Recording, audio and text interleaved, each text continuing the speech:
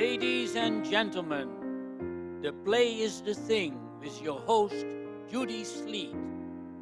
Special guest, Phyllis Italiano, Democratic Committeewoman of East Hampton. Now here is Judy. Thank you, Steve. That was a lovely introduction. I have a wonderful playmate today, Phyllis Italiano. In a rather chilly sandbox, I might add. Yes. So nice of you to come. And let's Very nice see, to be here. You're with the Democrats, and that's all you talk about, I hear. No, that's not really true. I only talk about the Democrats.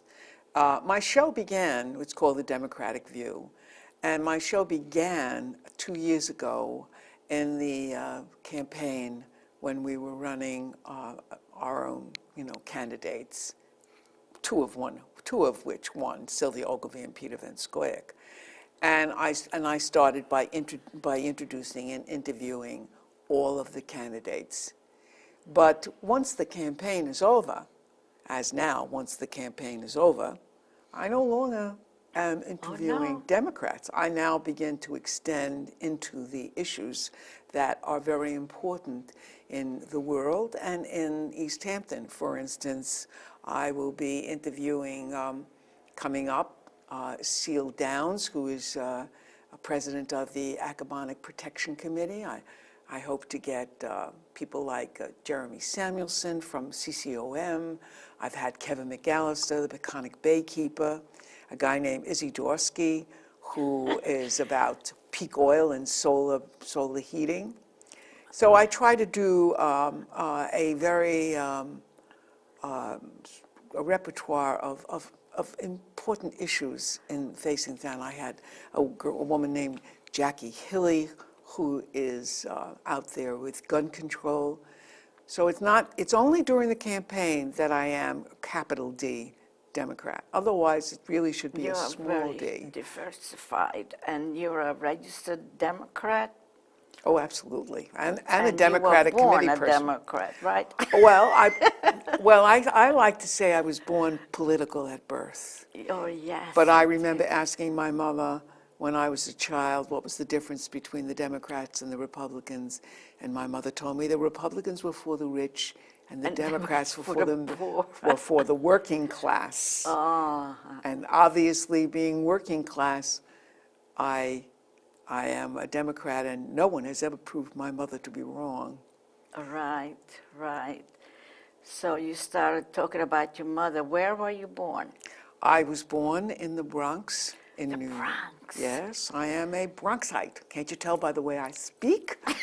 You didn't say Riverdale. You said the Bronx. No, I'm not even from Riverdale. I'm from the East Bronx, not far from the Throgs Neck Bridge, although actually from the White Stone Bridge near Parkchester. I attended Christopher Columbus High School, which is now closing as a school and will be a charter school, much to my chagrin, because it was the greatest education. I had all of the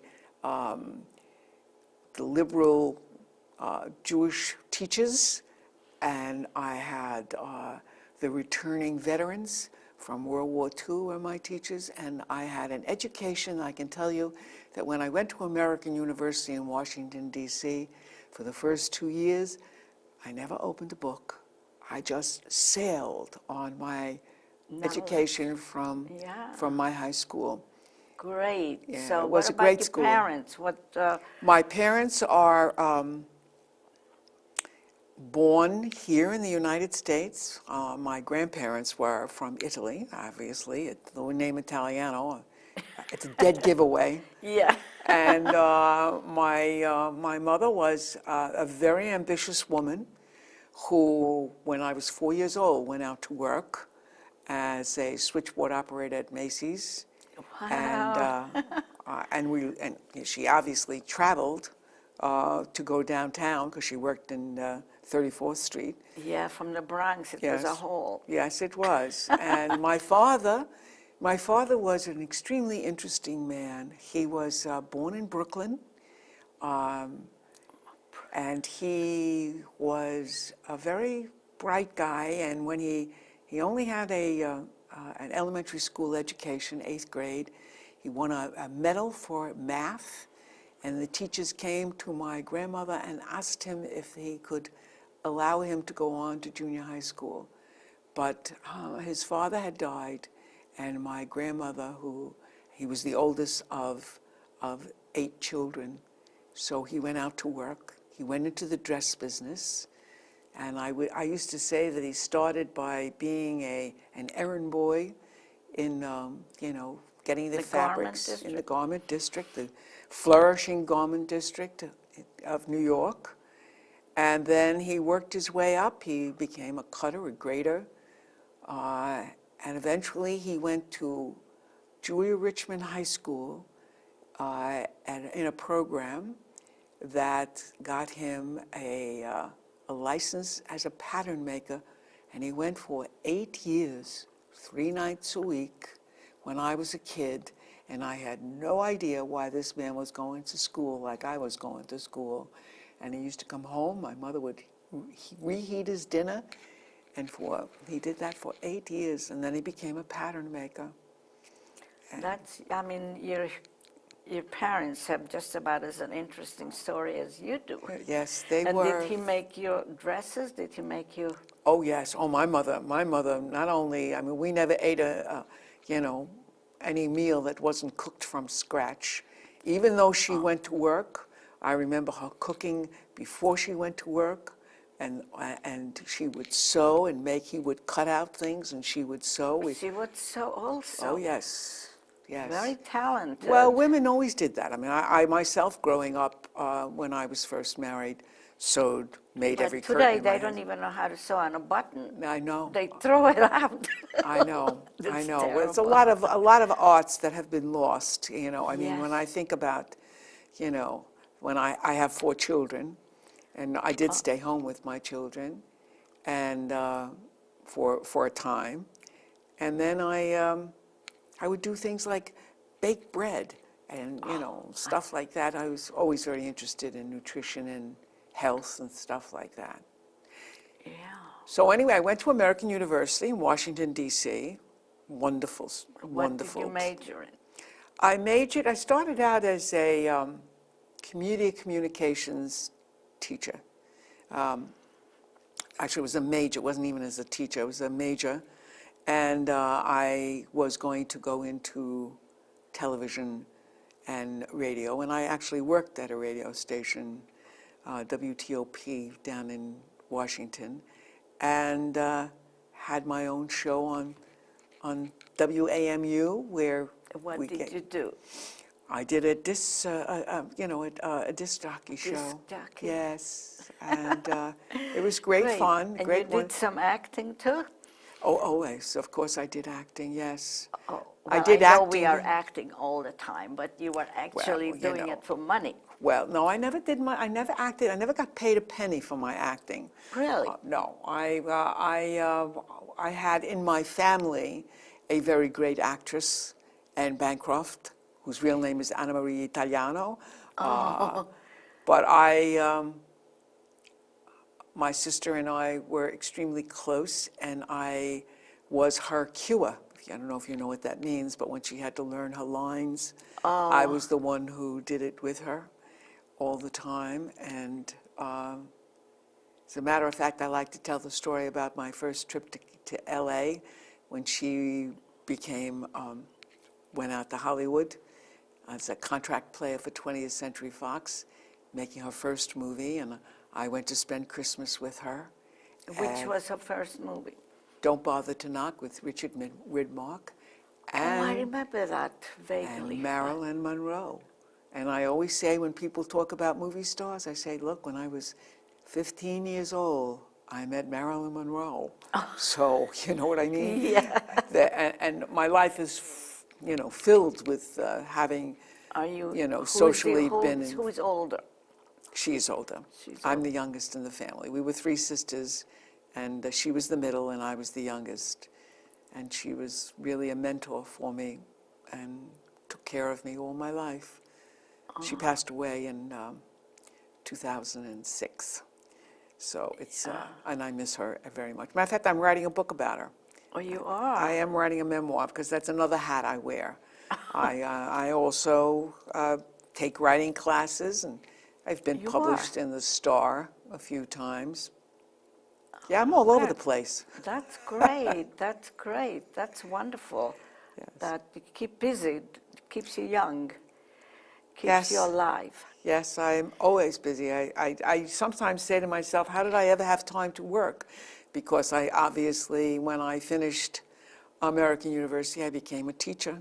Yeah, what did you teach? I taught elementary in school in Washington, in Maryland actually, and then when I came back up to New York. See, I would have stayed in Washington, D.C. I loved Washington, D.C. It was a wonderful city.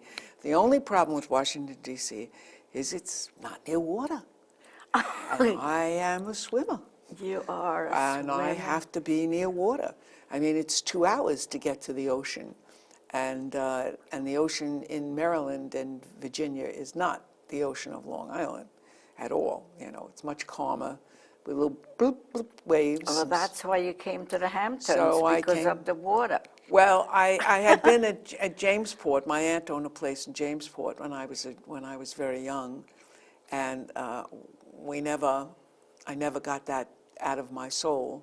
You know, I remember the first time I spent the night there, getting up and going down to the beach in my pajamas and looking around at Peconic Bay and saying, "This is for me." Uh-huh. And of course, then we also went to Fire Island for 35 years. My brother-in-law Mel Brooks owned 2 houses, and my oldest sister and I shared the second house. And I was the caretaker of both houses, took care of them for him, and it was really wonderful in Fire Island in those days. But anyway, so I went on to become a teacher. After I had my children, I took my first master's, and I taught in a private school up in Bedford You Village. mean you became a teacher after you had your children? Yes. No, I started actually before my children, and then resumed my career when my youngest was in first grade, and I could go back and get a master's degree, because in New York you had to have a master's degree in order to be able to teach. And then, so it was in private school where I taught Rome through the Middle Ages, and including a side trip to Muslim Spain, where I learned all about Islam, and I've written books about Islam. Never published, have because I never written- published it. I just write. And then I went to went to Yonkers Public Schools, and I was a media communications teacher, which was, I think, the best job I ever had. But you know, when you are in the public schools and suddenly there's a budget crunch and the state doesn't give the money to the districts, jobs are cut.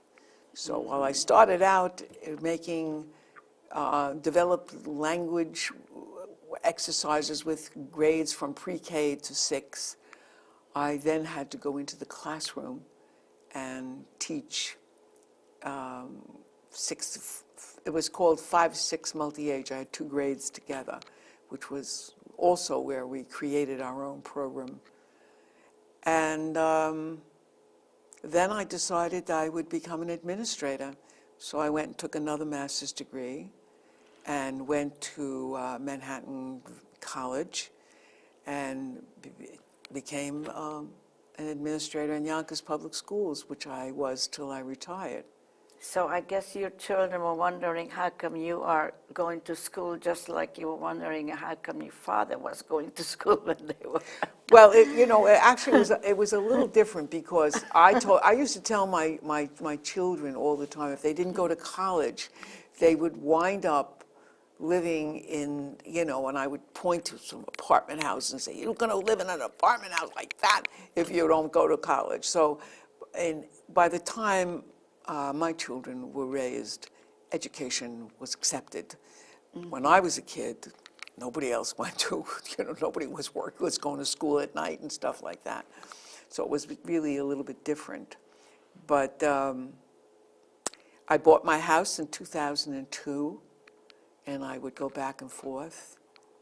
And finally, I couldn't leave. Where do you live now? Where is your house? I live in the Springs in East Hampton. Oh, the Springs. And I Near the just water? adored. Actually, I don't live near water. I live 7/10 of a mile away from water because when I was living in Hastings-on-Hudson, I lived right off the Hudson River, and the winds in the wintertime made the apartment so cold.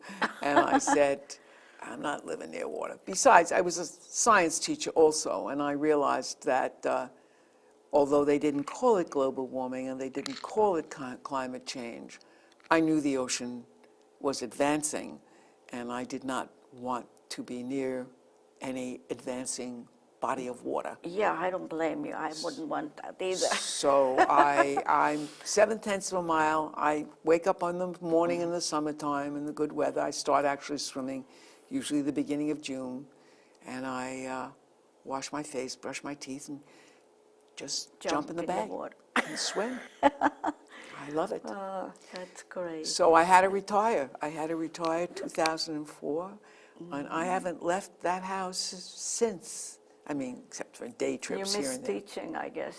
Don't? I loved my job. I loved what I did. I do. I love kids. I mean, Me too, elementary and school it's so kids. rewarding.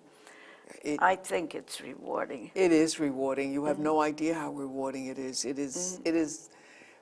It's a lot of very, very hard work. I will not deny that. I have a daughter who's teaching English in 7th and 8th grade, and she comes out for the weekend and spends Saturday night grading papers. I mean, there's a lot of work that Yeah. goes on in teaching, but it's the kind of job where you say, oh my God, it's 20 minutes of 3? Yeah. How did that happen? Right. I mean, it goes by very quickly, and you're having a wonderful time while And you're when they working they know what you taught them, that feels good. Oh, well, there are moments in the classroom where you are a facilitator and they are involved with learning and teaching almost themselves, and you know that you have hit Yes. that high moment of your day, and there's just nothing like it. It's really quite exciting. It is. And even an administrator is a wonderful job. What you have to do as an administrator is you have to have a vision for the school that you're in. And you have to hire good teachers. And you have to, That's not easy. in a large district, you don't have quite that opportunity because people go in and out of schools by just because they have the right to change schools when you're in a large district. In a smaller district, you have less opportunity to do that kind of thing. For instance, if I was in a Yonkers public school and I wanted to teach another grade level, or I didn't particularly like the school I was in, I could go to another school. That doesn't happen out here. But I'm very interested in working on a very important aspect of our districts here, that there are 5 districts in East Hampton is really very wasteful. And I'm looking forward to getting involved in consolidating schools, because that's an idea whose time has come, as the man said. The man said it. Yes. So what about your other 2 daughters? What are they doing? I have one daughter who is struggling to be an art teacher and can't find a job because, they've cut all that kind of stuff. And she does all kinds of other teaching as she can here and there. And I have my oldest daughter is a vet tech who works at the Wildlife Rescue Center in Hampton Bays. And my son is an artist. Artist? An artist, yes, a painter, Painter. yes. And I have two grandgirlies Two who are grandchildren. the apples of my eyes. Yeah, and how I old are they? They are 6 and 8, and I absolutely... And they live near you? No, one lives in Dobbs Ferry in Westchester County, and one lives in New York City. But you know the best way to have your children and your grandchildren be near you is to have a house in East Hampton, because Yes. they'll always visit you. Yes. They yes. always want to go, especially since my children were raised and going for years and years to Fire Island. So they're great lovers of fishing and clamming and shellfishing. And my son has an extensive garden. I got a half acre. He thinks it's a farm. You know, one of the things I do is I write a little cooking column for Clearwater Beach newsletter, and I just devised this soup because honestly, it must have been thousands of string beans this year, and I made a string bean soup that... And you cleaned all those string beans? String beans clean easy. They're not hard to clean. You just have to wash them good and cut them in half. And cut off the two ends? Well, you know what? Most of the times when you pick string beans yourself, the one end comes off. Oh, you have a garden with... Oh, I have quite a garden. Oh, you should grow string beans. I grow string beans, I grow tomatoes. So how did you make the soup? Well, you do a little sofrito, what we call a sofrito in Italian. You do Yeah, a little in bit of garlic and Hungarian oil it's- and onion or shallots in the bottom. Yeah. You throw the string beans all in clean. They got to be cut in half. You got to take the string out. Yeah. You put it in there, and then you put broth on top, all your herbs, you know, my thyme, my rosemary, my parsley. That sounds delicious. And then when you cook it all down and it's really cooked, I take one of those Cuisinart sticks and put it in and whir it down to make it a puree. And then I cook Yukon Gold potatoes, mash them really good, and throw them into the soup. That's a whole meal. It's delicious. Oh, it sounds delicious. Next time you make it, I want some. Well, the string bean season is practically over. I don't think I'll be making it again. But that's one of the things that keeps me very busy. This year, my apple tree produced more apples than I can... Oh, I'm just about to make some apple pies. Are you really? Yes. You'll have to tell me your recipe for apple pie. Yeah. I find my apples to be so sweet. I've baked a lot of them and have them with a little bit of my homemade yogurt. I make my own yogurt. Wow. And I find that they don't need any sugar, they don't need any cinnamon, they don't need anything. They're just wonderful. They are. So I hardly have time to sleep. I always tell everybody I go to bed about 2 o'clock, Yeah. get up at about 9, and from the minute my feet hit the ground, You just keep going. I'm on. Tell me about this book you're writing. How much time you put into it? Well, it's a memoir about my sister's life because she was such a unique and incredible person. I know Mel and I, when we talk on the telephone, we always say, God, we never realized when we had her how really fantastic a person she was.